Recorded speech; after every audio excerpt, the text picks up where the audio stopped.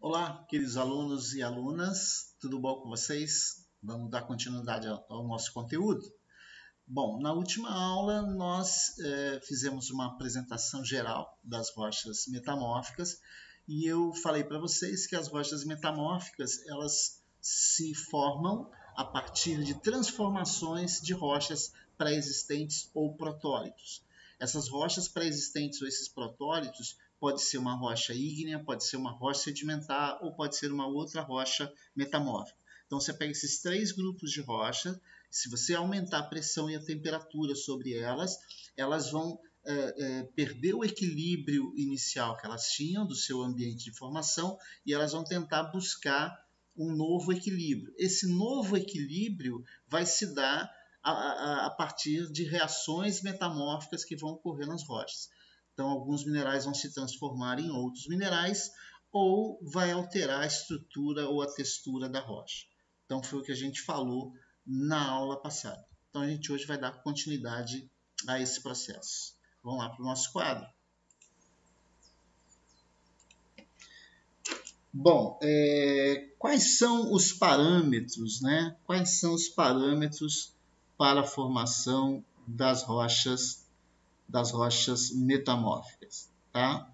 Então, os parâmetros das rochas metamórficas, tá?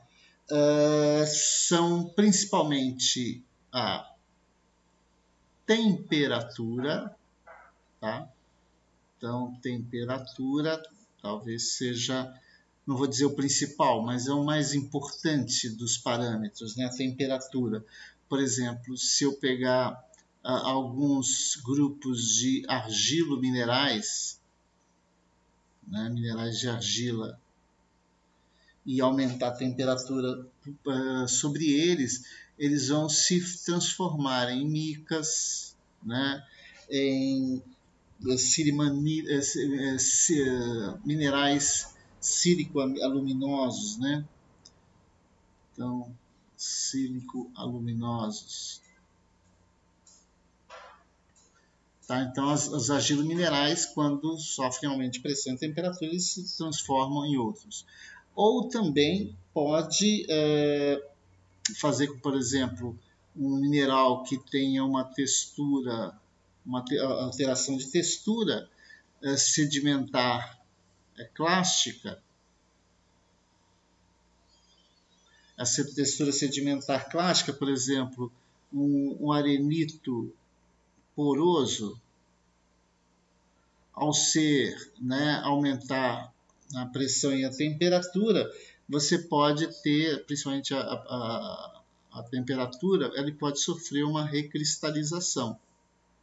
Tá? Então, se você tiver um arenito em que você tem, né, poros, tem os grãos de quartzo e outros minerais, né, e você aumenta a temperatura sobre eles, você pode ter que, nesse processo, ele adquire uma estrutura em mosaico, ou seja, há um crescimento desses minerais e eles vão unir-se, né, formando uma nova estrutura onde não aparecem mais os poros que apareciam antes. Então, essa nova textura é resultante do processo de recristalização. Então, aí você tem uma estrutura em mosaico. Apenas alguns exemplos.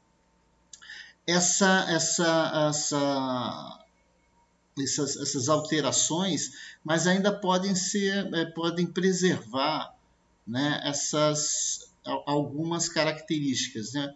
O que pode ser preservado? Por exemplo, a composição química da rocha, pode-se preservar algumas estruturas primárias, ou seja, estruturas que já existiam antes na rocha, e a formação de núcleos, né,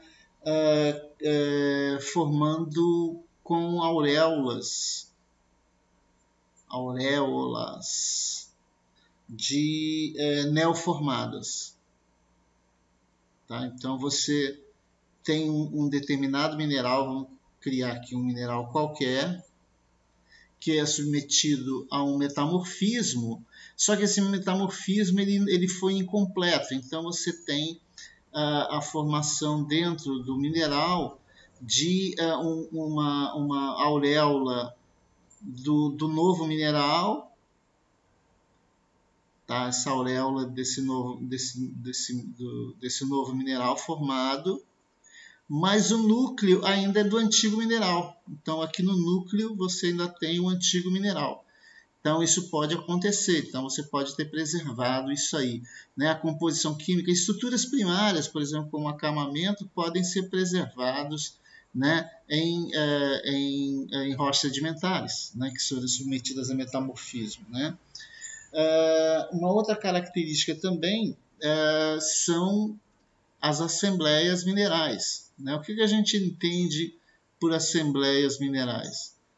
As assembleias minerais são grupos de minerais que sempre ocorrem juntos, né? E essas assembleias minerais, elas podem ser indicativos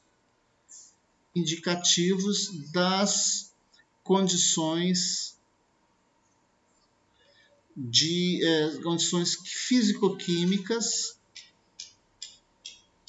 nas quais se deu que atuaram durante o metamorfismo. Tá? Então, determinadas assembleias minerais, determinadas associações minerais características, elas podem ser importantes para ela definir em que condições ocorreram esse metamorfismo. A que temperatura chegou, a que pressão chegou, será que tinha presença de fluidos?